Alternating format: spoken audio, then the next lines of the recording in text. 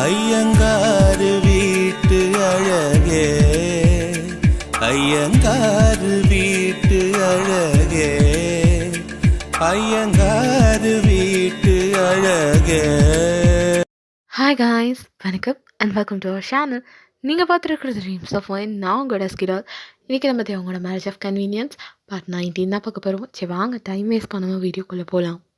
So இந்த எபிசோடோட ஸ்டார்டிங்கில் வைனும் தேவங்க அவங்களோட வீட்டுக்குள்ளே வராங்க. அப்போது ஹால்லேயே ரியா உட்காந்து தேவங்காக வெயிட் பண்ணிகிட்ருக்கா. தேவங்க உள்ளே வந்த உடனே அவள் வேகமாக தேவங்கிட்ட போய் அவரோட ஆஃபீஸ் பேக்கை வாங்கி வச்சுக்கிட்டு, மாமா வந்துட்டீங்களா? உங்களுக்காக தான் நான் இவ்வளோ நேரம் வெயிட் பண்ணிகிட்டு இருந்தேன். நீங்கள் போய் ஃப்ரெஷ்அப் ஆகிட்டு வாங்க, நான் உங்களுக்காக டீ போட்டு வைக்கிறேன், நீங்கள் போங்க அப்படிங்கிற மாதிரி ரியா தேவங்கிட்ட சொல்லிகிட்ருக்கா. தேவங்கதுக்கு ரியா ஒரு மாதிரி டிஸ்பிலீவாக பார்த்துட்டு, ரியா இதெல்லாம் நீ எனக்கு எதுக்காக பண்ணணும்?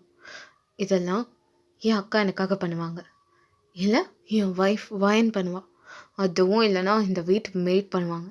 இதெல்லாம் நீ பண்ணணுன்றதுக்கு எந்த ஒரு அவசியமும் இல்லை. முதல்ல என் பேக்கை கூட அப்படின்னு சொல்லிட்டு தேவங்காவை கையில் இருந்த அந்த பேக்கை வாங்கிட்டு வேகமாக நடந்து போயிட்டாரு. வயன் சைலண்ட்டாக ரியா பார்த்துட்டே நின்றுட்டுருக்கா. ரியா வயனை கோபமாக பார்த்துட்டு அங்கேருந்து போகணுன்னு போகிறான். அப்போது வயன் ரியாவோட கையை பிடிச்சிட்டு, ஒரு நிமிஷம் நில்லு, நான் உன்கிட்ட கொஞ்சம் பேசணும் அப்படின்னு சொல்கிறான். அதை கேட்டுட்டு ரியா, என்ன பேசணும்? உன் கூட பேசுகிறதுக்கு எனக்கு எதுவும் கிடையாது அப்படின்னு சொல்லிட்டு ரியா அங்கேருந்து போக ட்ரை பண்ணுறான். பட் வயன் அவளோட கையை விடவே இல்லை. இங்கே பாரு, நான் உன்கிட்ட பேசணும்னு சொல்கிறேன், நீ பாட்டுக்கு போகணுன்னு சொன்னால் என்ன அர்த்தம் ரியா? நான் உன்கிட்ட பேசி தான் ஆகணும் அப்படின்னு வயன் சொன்னதை கேட்ட உடனே ரியா, என்ன விஷயம் சொல்லு. இல்லை, நான் உன்கிட்ட தனியாக பேசணும் அப்படின்னு வயன் சொல்கிறா. அதுக்கு ரியா சரி அப்படின்னு சொல்லிட்டு வயனும் ரியாவும் வீட்டுக்கு வெளியே வந்து கார்டனில் நின்று பேசிகிட்டு இருக்காங்க. என்ன உன் பிரச்சனை? என்ன பேசணும் என்கிட்ட அப்படிங்கிற மாதிரி ரியா வயனை பார்த்து கேட்குறா. அதுக்கு வயன், நீ என்ன நினச்சிட்டு இருக்க ரியா?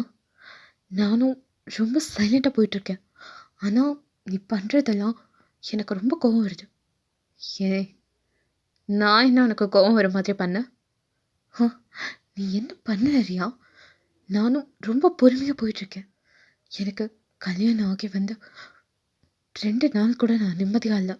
அன்னையிலேருந்து இன்ன வரைக்கும் எங்கள் 2 பேரையும் நீ போட்டு பாடப்படுத்திட்டுருக்கிறியா? என்ன நினச்சிட்ருக்கேன் மனசில்? ஆமாம், அவர் உனக்கு நிச்சயம் பண்ணவர் தான், நீ கல்யாணம் பண்ணிக்க இருந்தவர் தான்.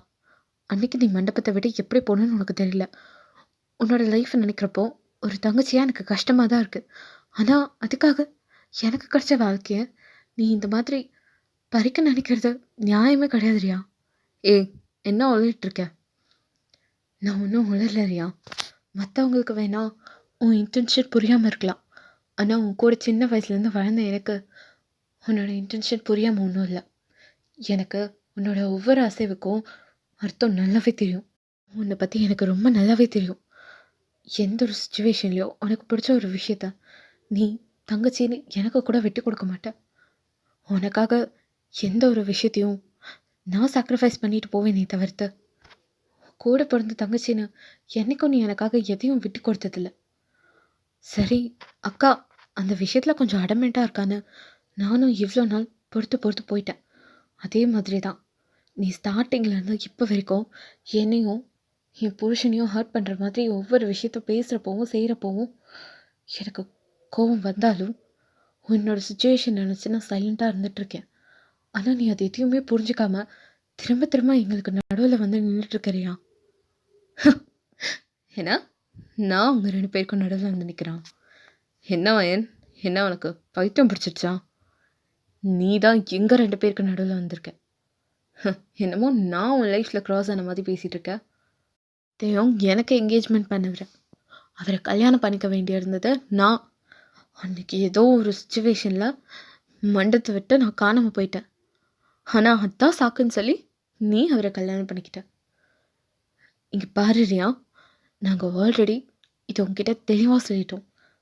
அந்த டைமில் ஃபேமிலியோட ரெப்புடேஷன் போகக்கூடாது அப்படிங்கிற ஒரே ரீசன்னால தான் அம்மா எனக்கோ மாமாக்கோ கல்யாணம் பண்ணி வச்சாங்க. இதில் இங்கே யாரோட தப்பும் கிடையாது. இது ஒரு இக்கட்டான சூழ்நிலையில் நடந்த விஷயம். ஆ நானும் அதே தான் சொல்கிறேன் வாயன்.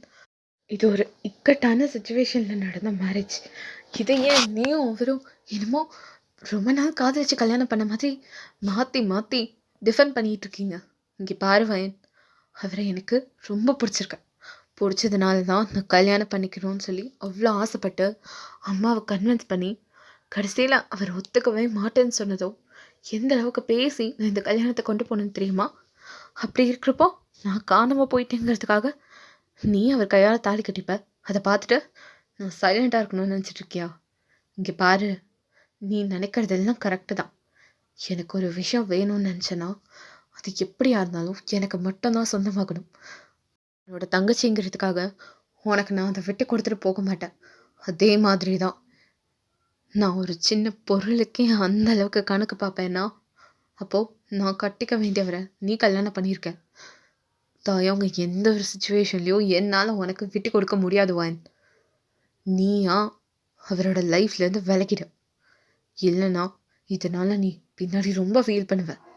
இதே உன் இடத்துல இன்னொருத்தையும் இருந்திருந்தா நான் அவளை இந்நேரத்துக்கு கொன்று போட்டிருப்பேன். நீ என் கூட பிறந்தவங்கிற ஒரே ரீசன்னால் நான் இவ்வளோ நேரம் பொறுமையாக நின்று பேசிகிட்டு இருக்கேன். உன் நல்லதுக்காக உன்னோட அக்காவாக சொல்கிறேன். தயவுங்க லைஃப்லேருந்து நீயே போயிடு. அவரை டிவோர்ஸ் பண்ணிவிடு. மொத்தத்தை நான் பார்த்துக்கிறேன். என்ன, உனக்கும் அவருக்கும் கல்யாணம் ஆகிட்டதுனால அவர் ஒன்றா ரெஸ்பான்சிபிலிட்டியாக தான் நினச்சிட்ருக்காரு. உன்னை ஒன்றும் லவ் பண்ணல. நீயா டிவோர்ஸ்னு போய் கேட்டால் அவர் கண்டிப்பாக உன்னோட விருப்பம்னு உனக்கு டிவோர்ஸ் கொடுத்துருவாரு. என்ன மிஞ்சி மிஞ்சி போனால் உன்னை நினச்சி ஒரு மாதம் ஃபீல் பண்ணுவாரா? அவரை எப்படி மாற்றணும்னு எனக்கு தெரியும். அதனால் எங்கள் லைஃப்பில் குறுக்க வராமல் நீயே ஒழுங்காக அவரை விட்டு போயிடுவாயன் அப்படிங்கிற மாதிரி ரியா வயன் கிட்ட சொல்லிட்டு இருக்கா. இது எல்லாத்தையும் சைலண்ட்டாக கேட்டுட்டு இருந்த வயன் அப்படின்னு ரியாவுக்கு செம்மையாக ஒரு அறை இருக்குது. என் கூட பிறந்தவளாச்சேன்னு நான் எவ்வளோ நேரம் பொறுமையாக பேசிகிட்டு இருந்தேன். ஒரு குழந்தைக்கு சொல்கிற மாதிரி நான் சொல்லிட்டேன் ரியா. ஆனால் நீ எதையுமே புரிஞ்சுக்காம நான் பேசுகிறது தான் பேசுவேன்னு நீ பேசிகிட்டு இருக்க. அவர் தான் ஆல்ரெடி சொல்லிட்டார்ல, எனக்கும் அவருக்கும் கல்யாணம் ஆயிடுச்சு. அவர் தான் என் புருஷன், நான் மட்டும்தான் அவர் பொண்டாட்டி.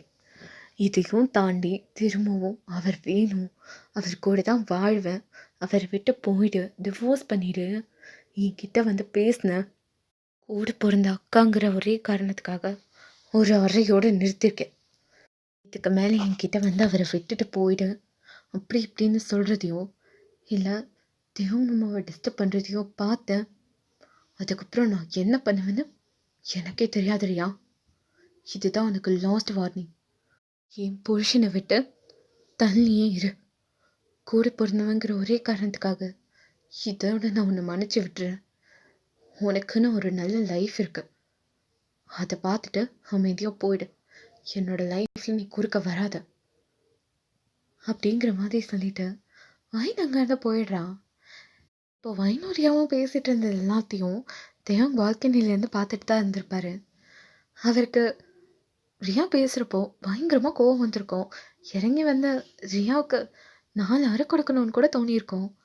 ஆனால் அவர் சைலண்ட்டாக வயன் என்ன ரியாக்ட் பண்ணுறான்ற மாதிரி தான் பார்த்துட்டு இருந்திருப்பாரு. வயன் ரியாவை அடித்ததை பார்த்து தேவமே ஒரு நிமிஷம் ஸ்டன் ஆகி பார்த்துட்டு இருந்திருப்பாரு. அதுக்கப்புறம் லைட்டாக ஸ்மைல் பண்ணிவிட்டு அந்த விண்டோவை க்ளோஸ் பண்ணிவிட்டு அவரோட பெட்ரூம்குள்ளே வந்து சைலண்ட்டாக யோசிச்சிட்ருக்காரு. பா என்ன அட்டி,